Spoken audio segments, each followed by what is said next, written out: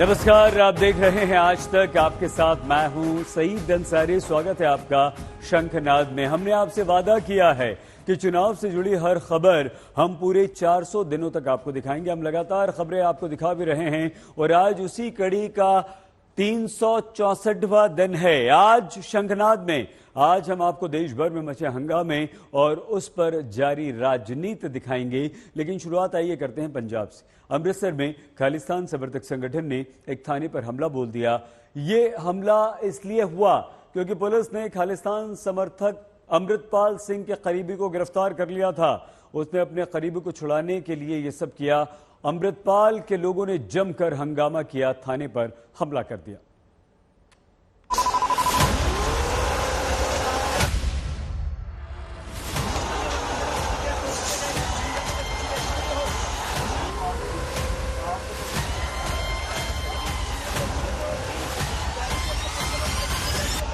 तलवारें चमकाते हुए, बंदूकें लहराते हुए, लाठियां भांजते हुए, शोर मचाते हुए टूट पड़े थाने पर खालिस्तान समर्थक संगठन वारिस पंजाब दे के लोग। पुलिस पर टूट पड़े, पुलिस की गाड़ियां तोड़ने लगे और पुलिस वालों का सर फोड़ने लगे। किसी तरह से खून खून हो गया। ये पुलिसकर्मी जान बचाकर भागे। इन्होंने रखने की कोशिश की है। ये अं अपनी ड्यूटी कर रहे हैं, जी साड़ी ड्यूटी बनती है। ठीक है, लाइन ऑर्डर के चल रहे हैं, ये लाइन ऑर्डर के बाहर हो रहे हैं। खालिस्तान समर्थकों के इस हमले में कुल 6 पुलिसकर्मी गंभीर रूप से घायल हुए। ये वारिस पंजाब दे के लोग। वारिस पंजाब दे खालिस्तानी समर्थक संगठन है और इसका मुखिया है अमृतपाल यानी JR। दरअसल अमृतसर की अजनाला पुलिस ने अमृतपाल के करीबी तूफान सिंह को मारपीट के एक मामले में गिरफ्तार कर लिया। तूफान सिंह की गिरफ्तारी की खबर से अमृतपाल अपने लोगों के साथ अजनाला थाने को घेरने निकल पड़ा। पुलिस को मालूम था कि अमृतपाल के लोग यहाँ हंगामा कर सकते हैं, इसलिए सुरक्षा बढ़ाई गई थी। बावजूद इसके अमृतपाल के लोगों ने हंगामा काट दिया। अमृतपाल ने पुलिस को खुली चेतावनी दी कि अगर उसके करीबी तूफान सिंह की रिहाई नहीं हुई तो जो होगा उसकी जिम्मेदारी प्रशासन की होगी। ਇਹਨਾਂ ਨੂੰ ਲੱਗਦਾ ਸੀ ਵੀ ਅਸੀਂ ਕੁਝ ਕਰਨ ਜੋਗੇ ਨਹੀਂ। ਮੈਂ ਹੁਣ ਵਾਰਨਿੰਗ ਦਿੰਦਾ, ਅੱਧੇ ਘੰਟੇ ਜਾਂ ਘੰਟੇ ਦੇ ਵਿੱਚ ਪਰਚਾ ਨਾ ਕੈਂਸਲ ਹੋਇਆ, ਜੋ ਕੁਝ ਹੋਊਗਾ ਉਹਦਾ ਜ਼ਿੰਮੇਵਾਰ ਪ੍ਰਸ਼ਾਸਨ ਹੈ। ਇੱਥੇ ਬੰਦੇ ਵੀਡੀਓ 'ਚ ਬੰਦਿਆਂ ਨੂੰ ਕੁੱਟਦੇ ਨੇ, ਇੱਥੇ ਰੋਜ਼ ਕਤਲ ਹੋ ਜਾਂਦੇ ਨੇ, ਇੱਥੇ ਰੋਜ਼ ਐਨਕਾਊਂਟਰ ਹੋ ਰਹੇ ਨੇ। ਕੋਈ ਬੰਦਾ ਕਿਸੇ ਦੀ FIR ਲਿਖਣ ਲੱਗਾ 4-4 ਮਹੀਨੇ ਲਾ ਦਿੰਦਾ। ਸਾਡੇ ਕੋਲ ਰੋਜ਼ ਕੇਸ ਆਉਂਦੇ ਨੇ। ਇਹਨਾਂ ਨੇ ਕਿਸੇ ਬੰਦੇ ਦੇ ਬਿਆਨਾਂ ਦੇ ਆਧਾਰ ਤੇ ਮੇਰੇ ਤੇ ਪਰਚਾ ਕਰ ਦਿੱਤਾ। ਇਹਨਾਂ ਨੂੰ ਪਤਾ ਨਹੀਂ ਲੱਗਦਾ ਵੀ ਇਹਦਾ ਕੀ ਮਤਲਬ ਹੈ। ਇਹ ਸਿਰਫ ਸਾਨੂੰ ਚੈੱਕ ਕਰਦੇ ਨੇ ਹੱਥ ਟੋ ਕੇ ਵੀ ਅਸੀਂ ਕੀ ਕਰ ਸਕਦੇ ਹਾਂ। ਸੋ ਉਹੀ ਇਹਨਾਂ ਨੂੰ ਦਿਖਾਉਣਾ ਜ਼ਰੂਰੀ ਹੋ ਜਾਂਦਾ। इसकी धमकी का असर देखिए कि बातचीत के बाद अमृतसर के पुलिस कमिश्नर ने मान लिया कि जिस तूफान सिंह को गिरफ्तार किया गया था उसके निर्दोष होने के पुख्ता सबूत मिल गए और उसे छोड़ दिया जाएगा। इन्होंने एक FIR हुई, उसके एवज में ये लोग इधर आए। They have given some proofs also. So अब इनसे बातचीत हुई है and asset is formed and the person who was arrested, they have given enough proofs that he is innocent. So the city is taking the cognizance of that thing and ultimately जो ये लोग अब peacefully disperse हो जाएंगे and law will take its own course. बता दें कि खालिस्तानी समर्थक अमृतपाल सिंह अलग सिख राज्य की मांग करता है और उसको लेकर भड़कीले बयान भी देता है। जरनैल सिंह भिंडरावाले की तरह पोशाक पहनने वाला अमृतपाल सिंह पिछले कुछ सालों से सिखों से जुड़े मुद्दों पर बयान देता रहा है। इसके अलावा उसने पंजाब के गांवों में जाकर आजादी और सिख धर्म से जुड़ी बातों पर लोगों से बातें करता है। आरोप है कि वो लोगों को खालिस्तान के नाम पर भड़का रहा है। ਅਸੀਂ ਇਸ ਧਰਤੀ ਤੇ ਰਾਜ ਕੀਤਾ तो ਸਾਨੂੰ ਕੋਈ ਨਹੀਂ ਪਿੱਛੇ ਹਟਾ ਸਕਦਾ। ਨਾ ਇੰਦਰਾ ਹਟਾ ਸਕੀ ਹੈ, ਨਾ ਮੋਦੀ ਹਟਾ ਸਕਦਾ, ਨਾ ਅਮਿਤ ਸ਼ਾਹ ਹਟਾ ਸਕਦਾ, ਨਾ ਭਗਵੰਤ ਮਾਨ ਤੇ ਨਾ ਕੋਈ ਹੋਰ। अब इंतजार है कि ऐसे भड़काऊ बयान देने वाले अमृतपाल पर पंजाब की सरकार क्या एक्शन लेती है। मंजीत सहगल के साथ अमित शर्मा, अमृतसर, आज तक। प्रश्न बना हुआ है कि बवाल करने वाले लोगों को भगवंत मान की सरकार कैसा सबक सिखाएगी। बहरहाल आइए आगे बढ़ते हैं और बात करते हैं उस राजनीतिक हंगामे की जो कांग्रेस और बीजेपी के बीच मचा है। प्रधानमंत्री नरेंद्र मोदी पर अभद्र टिप्पणी करने वाले कांग्रेस के प्रवक्ता पवन खेड़ा को गिरफ्तार किया गया तो हंगामा मच गया। मामला देश की सबसे बड़ी अदालत तक पहुंचा। खेड़ा को फिलहाल राहत तो मिल गई है मगर राजनीति गरमाई हुई है।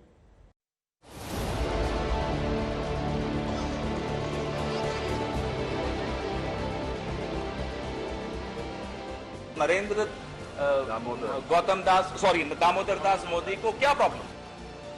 प्रधानमंत्री नरेंद्र मोदी पर पवन खेड़ा की एक टिप्पणी सियासी हंगामे के बाद गिरफ्तारी तक पहुंच गई। पवन खेड़ा रायपुर में होने वाले अधिवेशन में शामिल होने के लिए दिल्ली से फ्लाइट पकड़ने जा रहे थे कि अचानक से उन्हें बताया गया कि उनके लगेज में कुछ दिक्कत है। सबसे बड़ी बात, पवन खेड़ा के साथ कोई लगेज नहीं था, लेकिन उन्हें फ्लाइट से उतारा गया। क्या बात? मुझे भी नहीं मालूम। मुझे कहा गया आपका सामान दिखवाना है। मैंने कहा मेरे पास कोई सामान है नहीं, हैंड बैग है। मैंने नहीं, इस बार आप आइए। नीचे आया तो कहा कि आप नहीं जा सकते, अभी डीसीपी आएंगे आपसे। मुझे खुद नहीं मालूम। पिछले 20 मिनट से डीसीपी की इंतजार कर रहे हैं। क्या नियम है, क्या कानून है, क्यों मुझे रोका जा रहा है, मुझे नहीं मालूम। ऐसे एयरपोर्ट पे बिना किसी वजह के तो रोकना बड़ा मुश्किल होता है। जब तक मुझे तो नहीं समझ, इंतजार ही कर रहा हूँ डीसीपी साहब की आ जाए।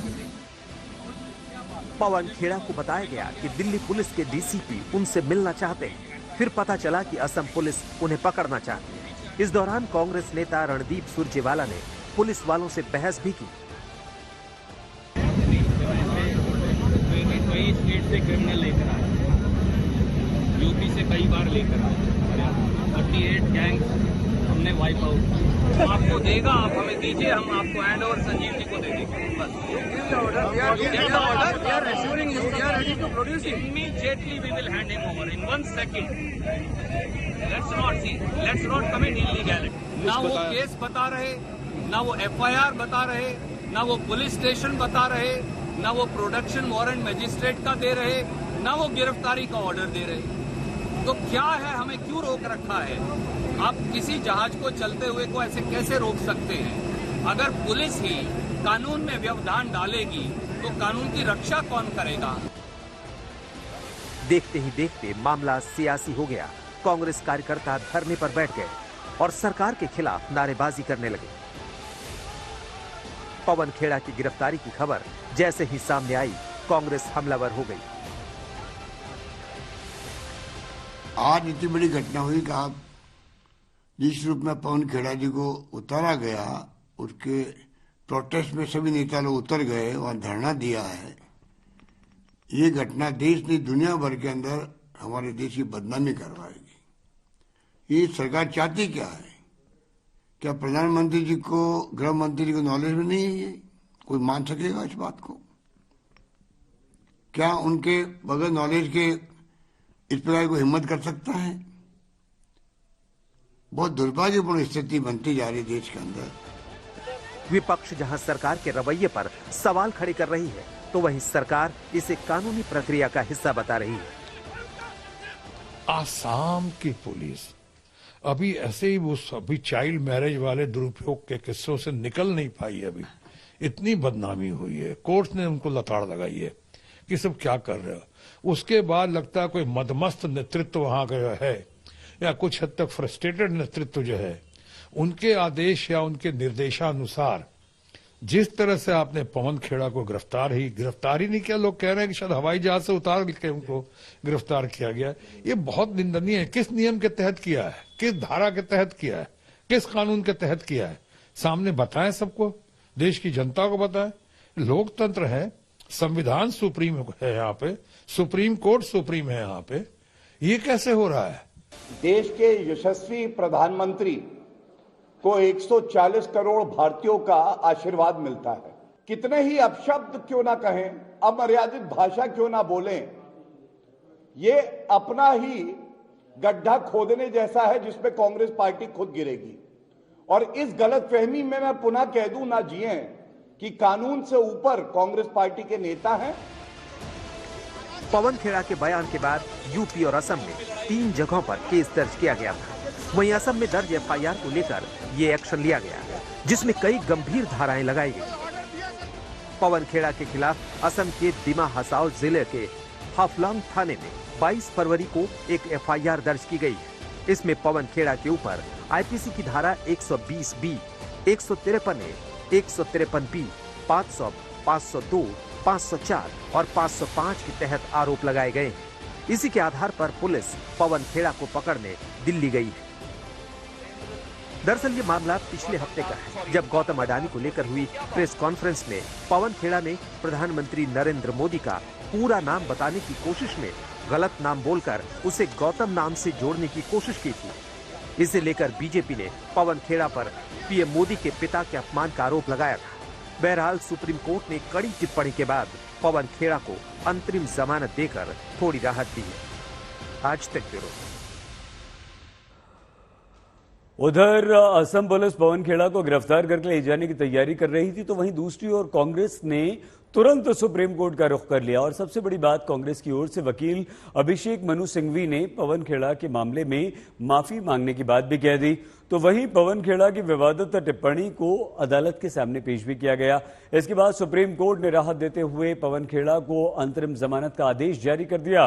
क्या कुछ हुआ अदालत में, आइए ग्राफिक्स के द्वारा हम आपको यहां पर समझाते हैं।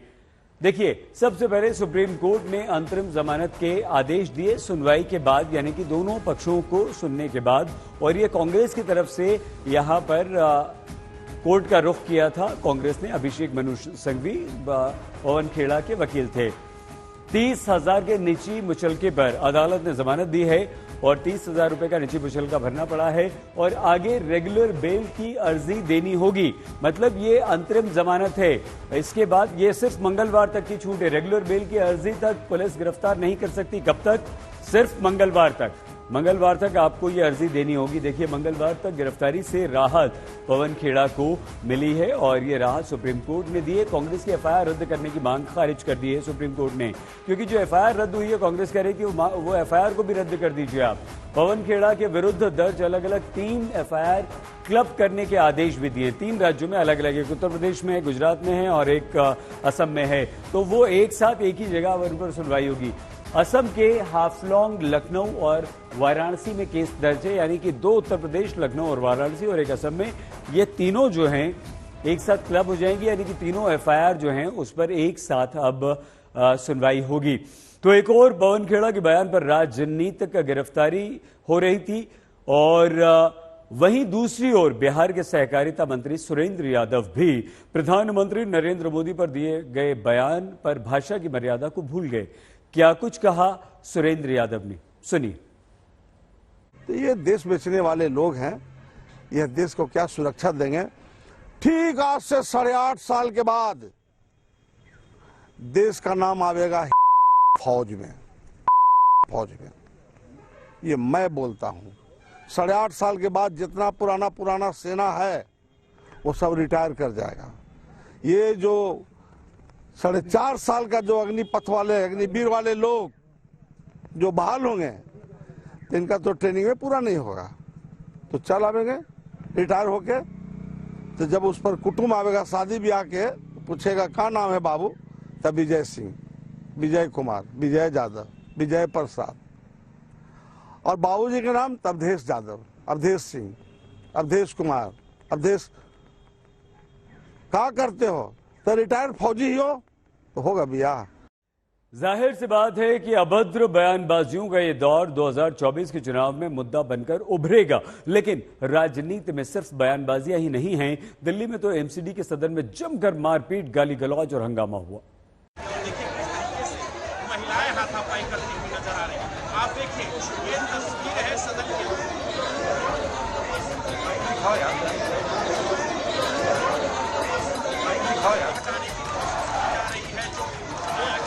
ऐसे तो अरे गहरे नत्थु खैरे लोग भी नहीं लड़ते जैसे सदन में लड़ रहे हैं दिल्ली के चुने हुए प्रतिनिधि। बदतमीजी की होड़ लगी, कोई थप्पड़ चला रहा है, कोई बोतल फेंक रहा है, किसी ने बैलेट बॉक्स फेंक दिया, किसी ने बैलेट पेपर फाड़ दिया।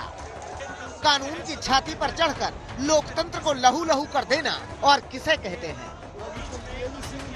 एमसीडी की बैठक में बीजेपी और आम आदमी पार्टी के पार्षदों ने शर्मिंदगी की सारी हदें पार कर दी। ऐसी अराजकता को देखकर पिघल जाए आकाश। शाम 6:10 मेयर शैली ओबराय ने स्टैंडिंग कमेटी का चुनाव शुरू करवाया और पार्षदों को मोबाइल ले जाने की इजाजत दे दी। शाम 6:30 बजे पहली बार बीजेपी ने मोबाइल फोन ले जाने का विरोध किया।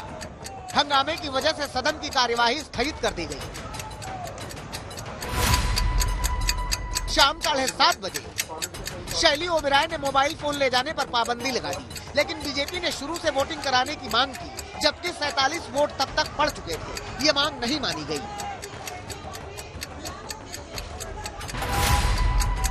रात 8 बजे बीजेपी के पार्षदों ने जय श्री राम, भारत माता की जय के नारे लगाए और फिर रघुपति राघव राजा राम का गीत गाना शुरू कर दिया। वहीं आम आदमी पार्टी के पार्षदों ने बीजेपी हाय हाय के नारे लगाए। इसके बाद सदन की कार्यवाही बार बार स्थगित होती रही, लेकिन वोटिंग शुरू नहीं हो सकी। देखिए, house is adjourned for 15 minutes again. 15 minute के लिए बैठक स्थगित की जाती है। रात 10:45 एक बार फिर कार्यवाही शुरू हुई तो हंगामा जारी रहा। इस बीच मेयर शैली ओबेरॉय ने आरोप लगाया कि उन पर हमला किया गया। वहीं आम आदमी पार्टी ने फैसला किया कि उनके पार्षद वोटिंग पूरी होने तक सदन में ही डटे रहेंगे। आधी रात को आम आदमी पार्टी ने प्रेस कॉन्फ्रेंस की। उन्होंने गीत गाकर भी विरोध दर्ज कराया।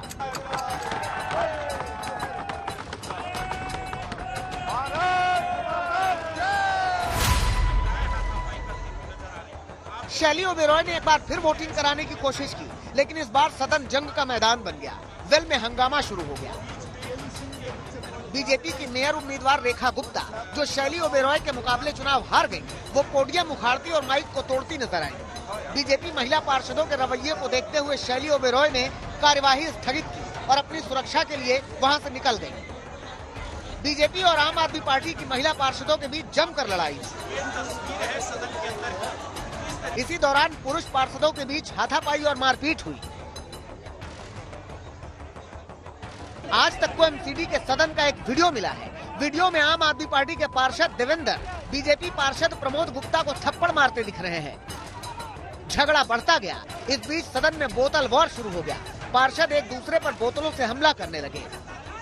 इस तोड़फोड़ और तबाही के लिए मेयर ने जिम्मेदार पार्षदों से वसूली का ऐलान किया।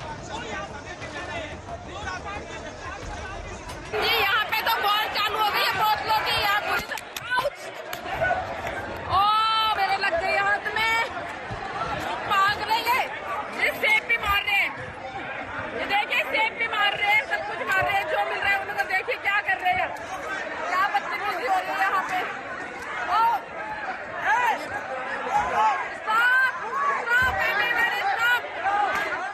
दिल्ली की विधानसभा जहां हंगामे में बदल गई, तो यूपी की विधानसभा में आज व्यंग पर ठहाकों से गूंज सुनाई दी। बजट पर अखिलेश यादव ने योगी को घेरने की कोशिश की और उन्होंने जमकर चुटकी भी ली। ये भी खिलाड़ी लगता है किसी बात के, किसी खेल के खिलाड़ी हैं भी। कहीं खैनी वाले खिलाड़ी तो नहीं हो। अध्यक्ष महोदय, आपको तो याद होगा आपके सदन में क्या हो रहा था। एक स्पीकर पे आवाज आ गई, आप इतने नाराज हो गए। लेकिन इसी सदन में कोई खैनी खा रहा था, आप नाराज नहीं हुए। मैंने देखा नहीं था। अब अध्यक्ष महोदय, ये बात तो मैं नहीं मानूंगा क्योंकि जो वीडियो मैंने डाला, हालांकि मुझे नहीं डालना चाहिए था, माननीय सदस्य होंगे, हालांकि ये जमाना ऐसा है कुछ दिखावे का भी है। तो मैंने जब वीडियो डाला तो मिलियन व्यू आ गए। ये नया जमाना है। हमारे पीडब्ल्यूडी मंत्री समझते होंगे नए जमाने को। अभी आपका विभाग आएगा और चाचा भी हमारे साथ हैं आपके विभाग के लिए।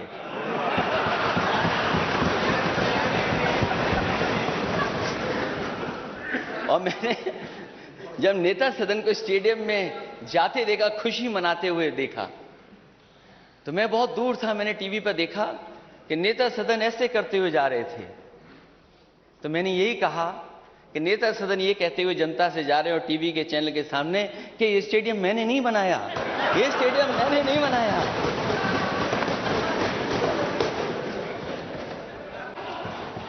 यकीन करो नेता सदन, अगर कोई कविता हमारे खिलाफ बनाता हम बुरा नहीं मानते। और मैं पहला शायद मुख्यमंत्री हूंगा, मैं पहला, हो सकता है अगर आपकी जानकारी में हो तो बता देना, जिसने अपने कार्टून की किताब छपवाई थी। कार्टून ना समझना, तुम्हारा जिंदगी में नहीं बनेगा, आएगा किसी जगह पर, ये मत समझना। क्योंकि तुम खुद कार्टून हो।